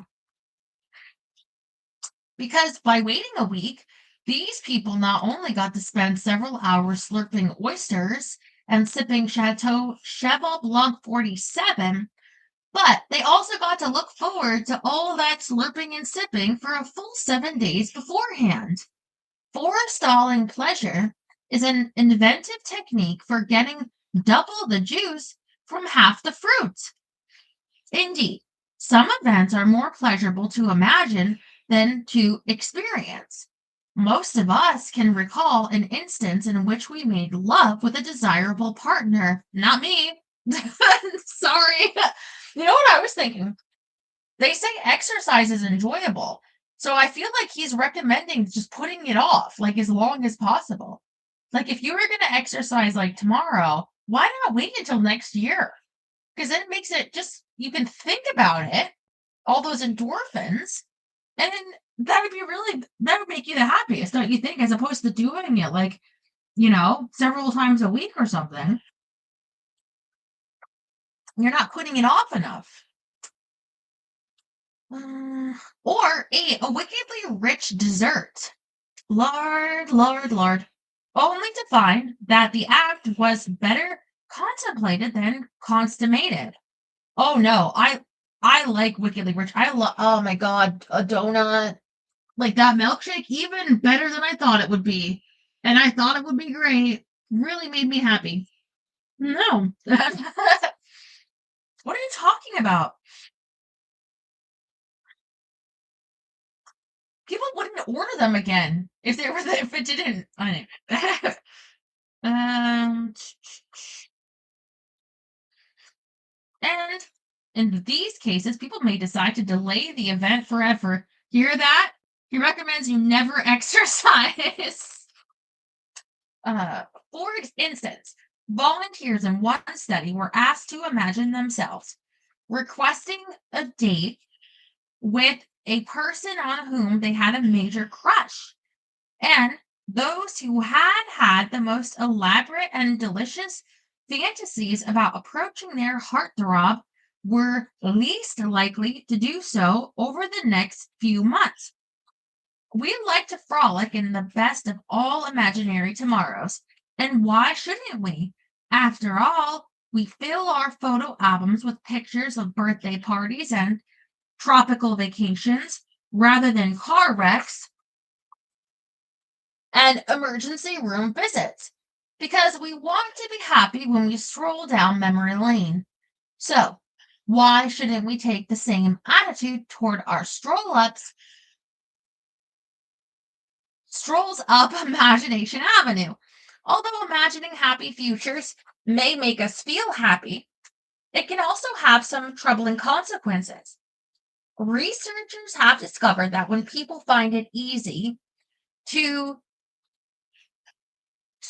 imagine an event, they overestimate the likelihood that it will actually occur. Because most of us get so much more practice imagining good than bad events. Speak for yourself. I wish. We tend to overestimate the likelihood that good events will actually happen to us. Oh my God, never have I said a sentence so wrong compared to me. Overestimate good. What? Who? What? Which leads us to be unrealistically optimistic about our futures. What the hell? Oh my god. That doesn't describe me. I'm sorry.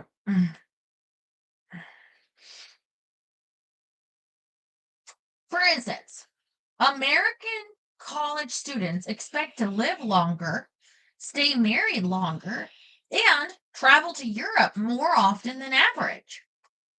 They believe they are more likely to have a gifted child, to own their own home, and to appear in the newspaper, and less likely to have a heart attack, venereal disease, a drinking problem, an auto accident, a broken bone, or gum disease.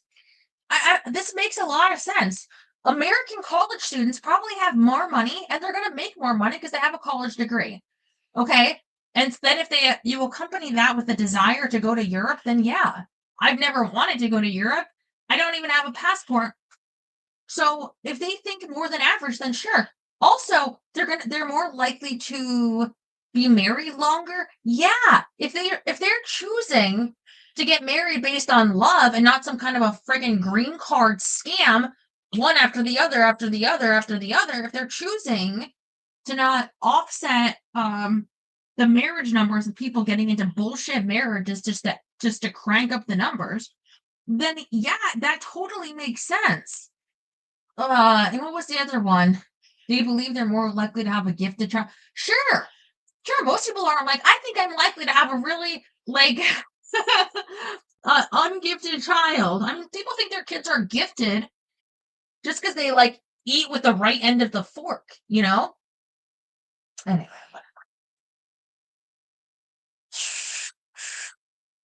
Americans of all ages expect their futures to be an improvement on their presents. Yeah, I. And although citizens of other nations are not quite as optimistic as Americans, they also tend to imagine that their futures will be brighter than those of their peers. These overly optimistic expectations about our personal futures are not easily undone. Experiencing an earthquake causes people to become temporarily realistic about their risk of dying in a future disaster. Wait, what? No, I didn't even think of that. I thought it was a car. But within a couple of weeks, even earthquake survivors return to their normal level of unfounded optimism. Indeed, events that challenge our optimistic beliefs can sometimes make us more rather than less optimistic. One study found that cancer patients were more optimistic about their futures than were their healthy counterparts.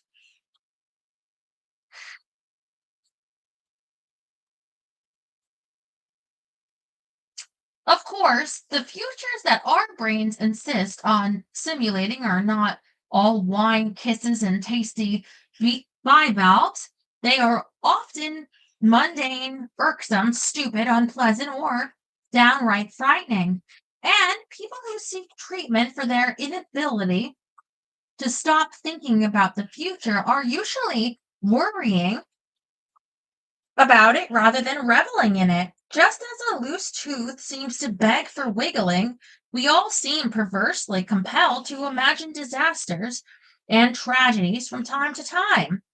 On the way to the airport, we imagine a future scenario in which the plane takes off without us and we miss the important meeting with the client. On the way to the dinner party, we imagine a future scenario in which everyone hands the hostess a bottle of wine while we greet her empty handed and embarrassed.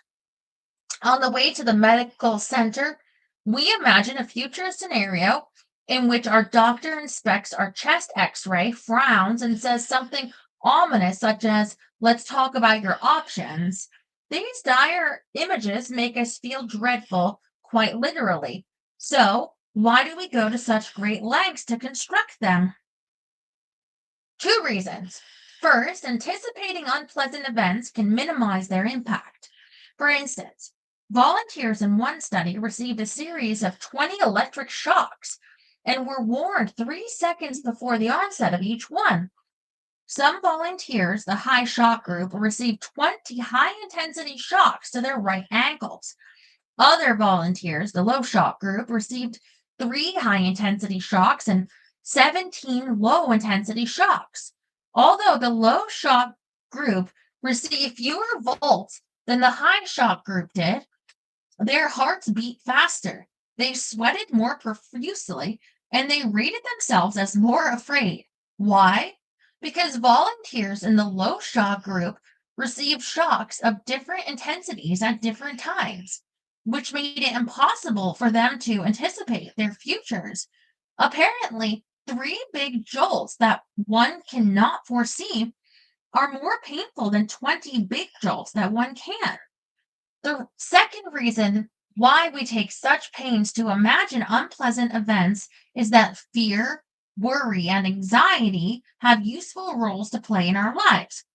We motivate employees, children, spouses, and pets to do the right thing by dramatizing the unpleasant consequences of their misbehaviors. And so, too, do we motivate ourselves by imagining the unpleasant tomorrows that await us should we decide to go light on the sunscreen and heavy on the eclairs. Forecasts can be fear casts, whose purpose is not to predict the future so much as to preclude it. And studies have shown that this strategy is often an effective way to motivate people to engage in prudent prophylactic behavior. In short, we sometimes imagine dark futures just to scare our own pants off. I don't understand that whole paragraph. You motivate employees, children, spouses, and pets by dramatizing the unpleasant consequences. That sounds like he's like, "I'll fire you if you don't do this." That's a horrible employer. Or your kids or your pets? I'll beat the shit out of you. And like, what are you saying to your spouse? What are you threatening them to? For what? Like, I don't know. Mm. I fear about the future. These like the his scenarios are not for me. It's my fear is that something will come up that I'm not prepared for, um, psychologically in a way, but also I I don't have a security for that situation. Um, and whatever danger comes or scenario, or like it could be, oh, I go into a fear, an episode of shaking, and how that affects me. Things like, I mean, it can be from other people, but yeah, it's bad things happening outside of my control, but also not knowing how to handle it or being able to. These sort of things, these are not um being embarrassed while giving a hostess a bottle of wine. I mean, I guess that's not the first thing that comes to my mind though. Perspection and control. Are you realistic right now? Oh, about the earthquake. Probably not. I mean, I have my own perspective, so it's most assuredly not accurate, but it's just what it is. Perspection can provide pleasure and prevent pain. And this is one of the reasons why our brains stubbornly insist on churning out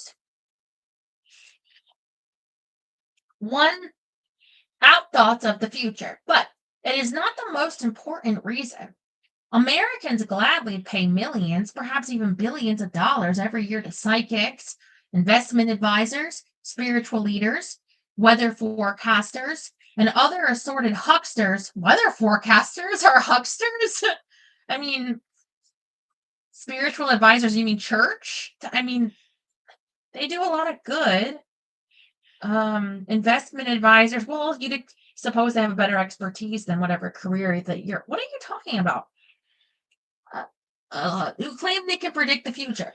Those of us who subsidize these fortune telling industries do not want to know what is likely to happen just for the joy of anticipating it. We want to know what is likely to happen so that we can do something about it. If interest rates are going to skyrocket next month, then we want to shift our money out of bonds right now. If it's going to rain this afternoon, we want to grab an umbrella this morning. Knowledge is power, and the most important reason why our brains insist on simulating the future, even when we'd rather be here now, enjoying a goldfish moment, is that our brains want to control the experiences we're about to have. But why should we want to have control over our future experiences? On the face of it, this seems about as nonsensical as asking why we should want to have control over our television sets and our automobiles. But indulge me. We have a large frontal lobe so that we can look into the future. We look into the future so that we can make predictions about it. We make predictions about it so that we can control it. But why do we want to control it at all? Safety, security, protection. Why not just let the future unfold as it will and experience it as it does? Why not be here now and there then? What I just said. There are two answers to this question, one of which is surprisingly right and the other of which is surprisingly wrong. The surprisingly right answer is that people find it gratifying to exercise control, not just for the futures it buys them, but for the exercise itself. Being effective, changing things, influencing things, making things happen is one of the fundamental needs with which human brains seem to be naturally endowed. And much of our behavior from infancy onward is simply an expression of this penchant for control. I mean, I don't know. I would imagine it's in part fear. It's security. Before our butts hit the very first diaper, we already have a throbbing desire to suck, sleep, poop, and make things happen. Yeah, you have to go to the bathroom. You need sleep. What are you talking about? It takes us a while to get around to fulfilling the last of these desires, only because it takes us a while to figure out that we have fingers. But when we do, look out, world. Toddlers squeal with delight when they knock over a stack of blocks, push a ball, or squash a cupcake with their foreheads. Why? Because they did it. That's why. Look, Mom, my hand made that happen. The room is different because I was in it. I thought about falling blocks and poof, they fell. Oh boy, sheer doing. The fact is that human beings come into the world with a passion for control. They go out of the world the same way. And research suggests that if they lose their ability to control things at any point between their entrance and their exit, they become unhappy, helpless, hopeless, and depressed, and occasionally dead.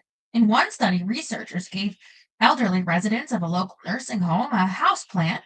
They told half the residents that they were in control of the plant's care and feeding, the high control group, and they told the remaining residents that a staff person would take responsibility for the plant's well being, low control group.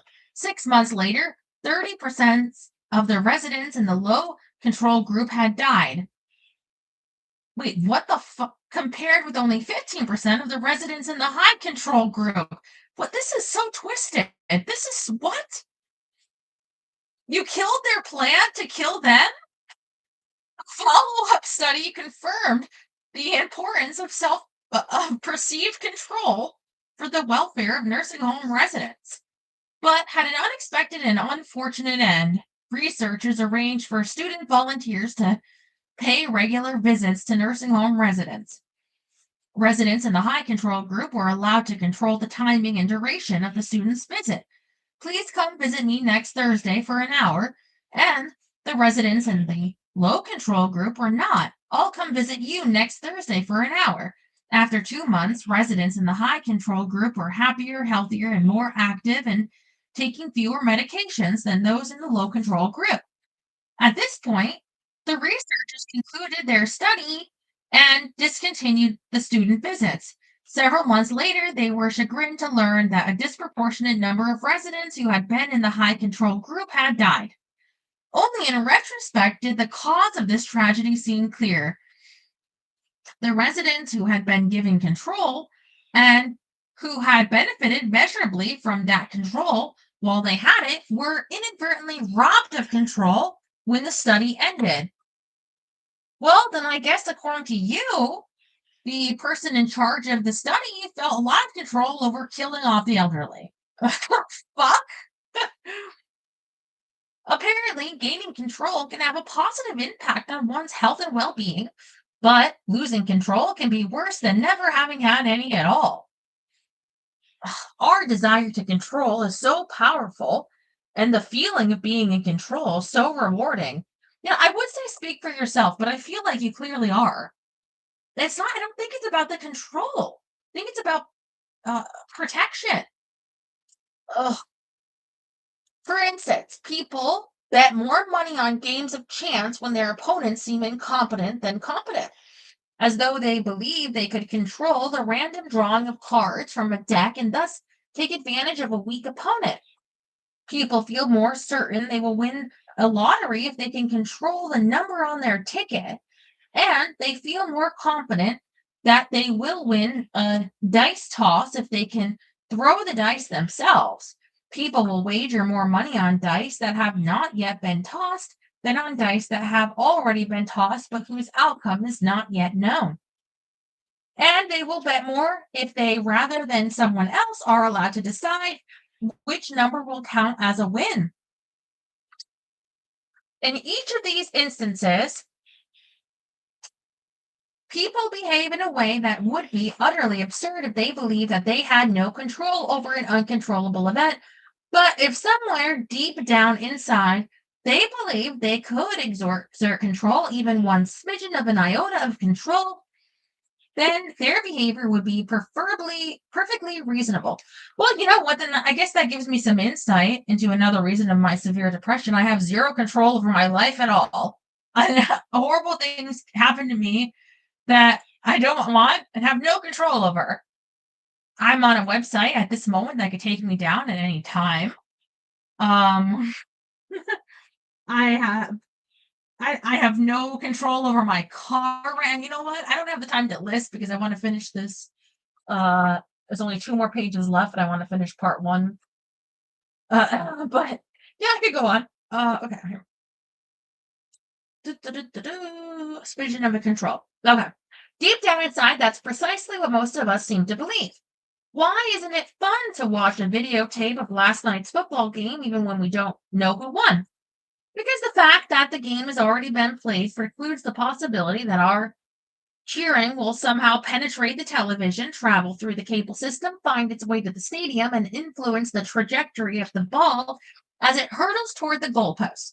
Perhaps the strangest thing about this illusion of control is not that it happens, but that it seems to confer many of the psychological benefits of genuine control.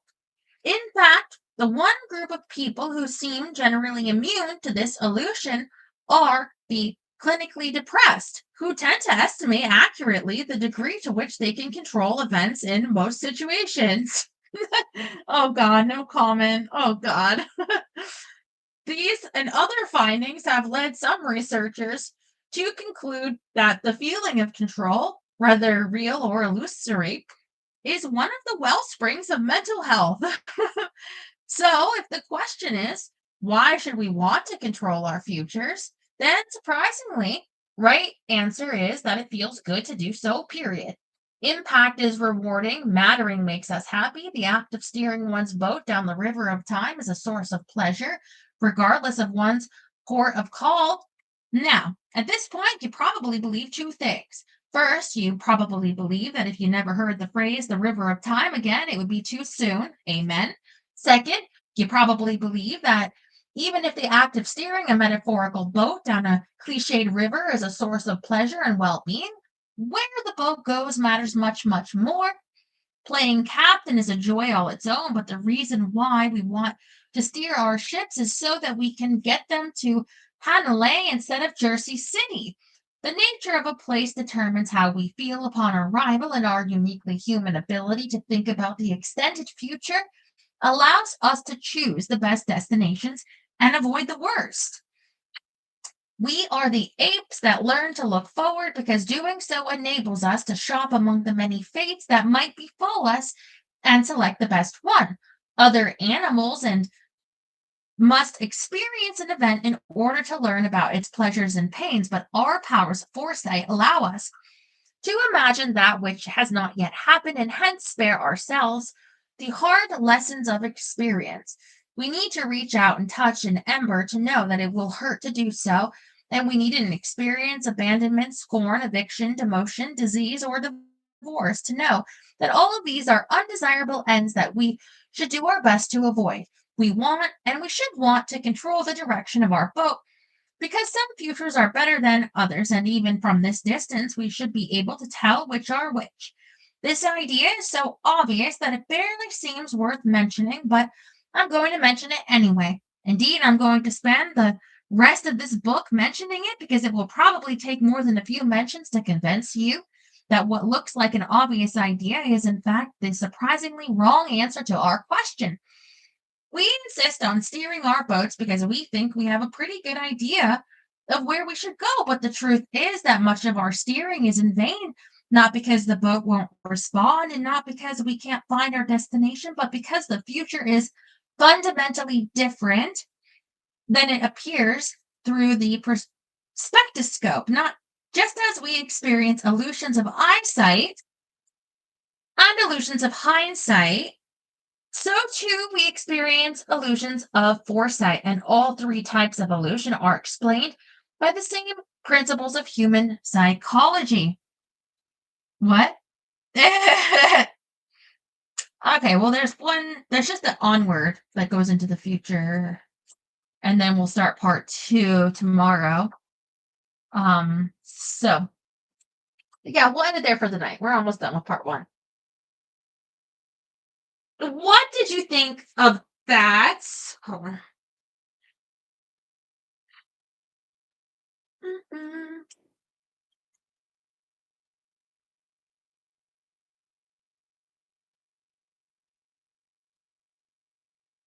Making sure my top is on. It is. Don't worry. I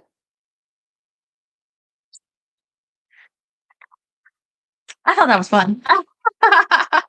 um, except for the part about killing off the old people. What the fuck?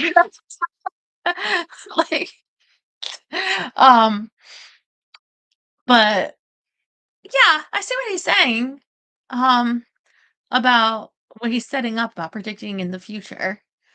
But I again, I think everybody's different. Our brains work different. The way we think about the things that can alter the way we think about the future that can come in and new things. Like, it's so different. How you work on other anyway. I guess we'll get into more of it as we go. But thank you for letting me read to you. Um, I'm okay, and I'm not expecting another earthquake tonight because I feel like it would have happened sooner after. Thank you for everybody that wrote me, caring, really. I'm glad it was right before I can come on and let you know, like, I'm fine. The house is fine. But I'm gonna look in the news and and tomorrow and stuff and see any damage in my city or anything coming up. Um or revealing cracks or things around like people don't know, but because I think 5.1, I mean they usually they alter the number after an earthquake lesser, so we'll see. But that's pretty large, I think. I mean, I definitely felt it. So anyway, I see you tomorrow. I love you so much.